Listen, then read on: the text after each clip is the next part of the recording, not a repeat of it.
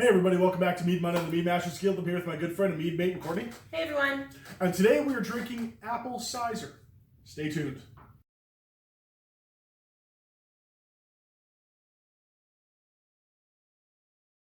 Alright, today we are drinking apple mead or Cyser from Grey Owl Meadery out of Alder Flats, Alberta. Now for people that are just tuning in now, what is a Cyser? So a Cyser sounds a lot like cider. And if Easy to remember. It is. And if you remember back from our introduction to mead video, the difference between Cyser and cider is the honey. So when you make cider, you're fermenting apple juice. When you're making Cyser, you're fermenting apple juice with honey.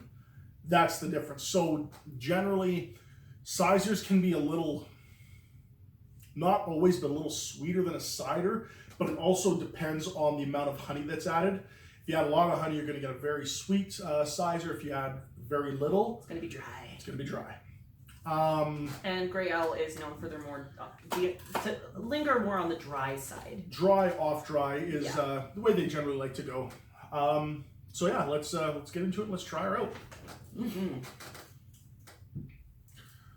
Also, too, the great thing about this time of year being the spooky season, as you can see from our decor. I love it. It's all spoopy. And apple being obviously a fall harvest fruit, this is also a great mead to drink mulled, meaning drink warmed, which we have made some off camera and we will bring in afterwards to try. And we will tell you what we put in it as well if you want to try it yourself. And believe me. So looking at it, it's not very carbonated. No, not at all. I'm not seeing any real bubbles at all. It's super tiny, but no more than you would see if you poured water, right? The legs are running pretty. They're a little more sturdy than normal, which for Grey Owl is kind of different because typically they don't have, their stuff seems to be a little bit more light. Yeah, then the drier it is too, the less sugar, because more of the sugar's been fermented. That's why you get a drier alcohol, regardless of what it is. I would say this, it might be off dry rather than dry. I think it might be an off dry. This is also a 13.2 or 13.4% alcohol. So this is a little higher on alcohol for mead generally as it goes, kind of reaching the upper part. It smells just like an apple cider that you would get commercially. Oh, absolutely. Yeah, it smells just like cider. Gives me itchy nose. I don't know why. And it tastes just like cider, but there's a little honey in the back of the tongue at the very end, just a little bit. So before we kind of drink all of this, we are going to pair it with a couple items. We did this in the last video because, of course, we film a few at the same time, and it's a good time. So we're going to have the jalapeno Monterey Jack, followed by garlic sausage, followed by a dark chocolate, to just see if it changes the flavor profile. Because we find with a lot of meads, even the ones without fruit, all of a sudden they start tasting like fruit. Oh, absolutely! And it's bizarre. Some foods will chicanery, black magic. Some foods will either completely bring out the fruit aspect or the honey aspect, or even fruits you haven't seen there before. Like we've done that tasted like it was a traditional mead, and two traditional meads, and it tasted like juice, like thick juice canned pears, and it was not in to begin with. We paired that with the crack popcorn, and especially too for in Canada here, Thanksgiving has passed, but to our American friends, where Thanksgiving is coming up this November, I definitely recommend checking out Grey Owl for their apple mead, or go to your local meadery and find a Cyser. Great one to have for Thanksgiving dinner or like a holiday dinner for the holiday seasons that are coming up over the next couple of months. It just pairs well. I would imagine this would be so delicious with pumpkin pie.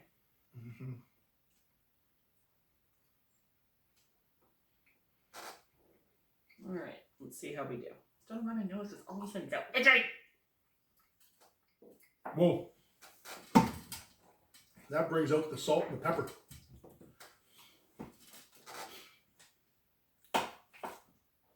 How the hell? It brings out the jalapeno. Yeah, it's like I'm eating a jalapeno popper. Like seriously, everything is there. Like I'm not tasting the apple. Yeah. But it's like the jalapeno Havarti we got is just, it's like you're eating a jalapeno popper. See? Chicanery and black magic. What kind of sorcery is it? It's the magic of mead. Spooky. Oh, please do not market that. I will seriously backhand you. Alright, we're going to try it with the garlic sausage now. Mm. Everybody loves garlic sausage. Mm-hmm. Except vampires, ha ha. I find it brings down the garlic a little bit. It's not like this garlic sausage is like got some intense garlic to it. I find it kind of brings the garlic down a little bit. And I taste more the honey than the apple. Mm-hmm. It completely cuts the apple. Yeah, the apple's gone. There's honey, and the garlic isn't as powerful as it normally is in this. And I mean, I'm a guy that loves garlic. I will eat straight garlic. Yeah, well, honey garlic. It's honey garlic, basically. Right? Honey garlic mead. I love it as a sauce. Now I want to drink it. That really does not sound appetizing. All right, now we're going to try the dark chocolate.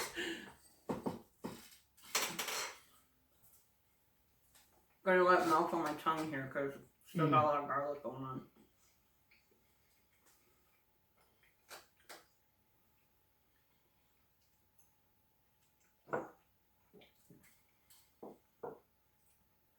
Oh, wow. The bitterness of the chocolate, like this is a darker chocolate, so it's bitter. Like not super bitter, but it definitely has a bitterness to it. Semi-sweet. The bitterness is gone almost. Like, it tastes almost buttery. And you definitely get more of the apple for sure. You don't taste the honey as much, but you definitely taste the It's apple. like a buttery apple chocolate. That's cool. And like I said, Chicanery and black magic. and we know I've mentioned it before in a previous video that I definitely would like to do a chocolate challenge. Get a few of the mead maidens we've had, and some friends that definitely would like to. They want to be on the channel and do some tastings, and have a plethora of chocolate and mead abound, and start doing some chocolate challenges. All right, so I have prepared a mulled version of this Cyser, and I didn't make a lot of it. Like, we made about a cup, and I will admit, it looks like urine. It's because the mead's yellow. It looks like pee. But it does not smell. But it does not smell like pee. It smells like magic and sunshine. It does. It smells. It smells like fall. It does. Like the fall smells of like spices and herbs and all that. So in this particular batch, which is about a cup, I used just a pinch of cardamom, about 5 or 6 pink peppercorns. A couple of them were crushed a bit, just so you could release some of the flavor in the oil, and a cinnamon stick. Now, one of the things that we will always express about mulling anything, do not boil it. Number 1, it gets rid of all the alcohol and you kind of defeat the purpose. Number 2, boiling it puts a lot of alcohol vapor in the air, which can be toxic to breathe in, and it's flammable. Yes, do not boil any alcohol. Literally, and I definitely recommend everybody, and regardless of what kind of mead it is, like Cyser is amazing to have mulled. Metheglin mead with spices and herbs in it is amazing to have mulled. Ooh, don't forget the one from Spirit Hills called Bonfire that you just have to warm up because they've already spiced it. Yes, and Sugan, they did one for Tamarack Jacks as well. They give you the spices, and the honey. But it was so good. But any mead, especially a Metheglin or a Cyser, in my opinion, are the best mulled. Again, be safe. Do not boil them. Put them on a low heat on your stove in a pot. Put in your spices and just patience. Patience is your best bet because you're safe and then you don't want to get hurt and you want to be able to enjoy it as well. Now, because this smells like magic, it's going to go in the magic official mead drinking vessel.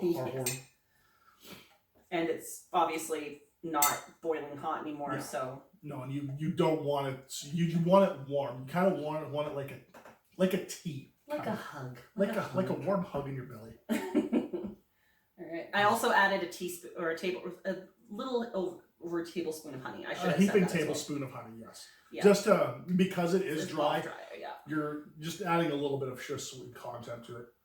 To counteract the bitterness in the pepper and the cinnamon. Well, he's out of commission for a moment. You know that scene in Ratatouille where like the food critic guy eats the ratatouille and then he goes back to his childhood and it's just like warm hugs and happiness? That's this. Like the pink peppercorn. Pink peppercorn is kind of a little bit floral. Mm. So it pairs well with things like apples.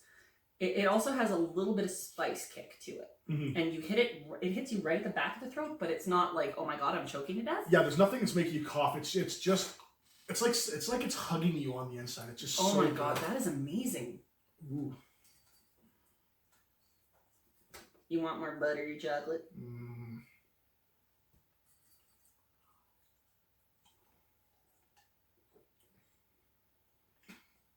And it melts the chocolate in the mouth. Oh man. He died again.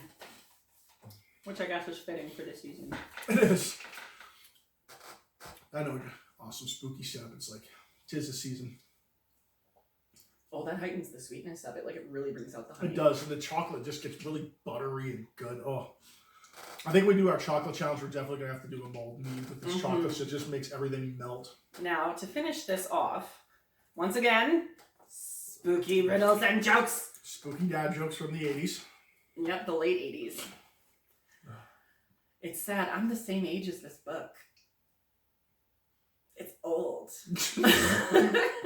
So I'm supposed to never ask a lady your age or insinuate. Yeah. This is bad. Where do ghosts go sailing? I don't know. On Lake Erie. Ah ha ha ha.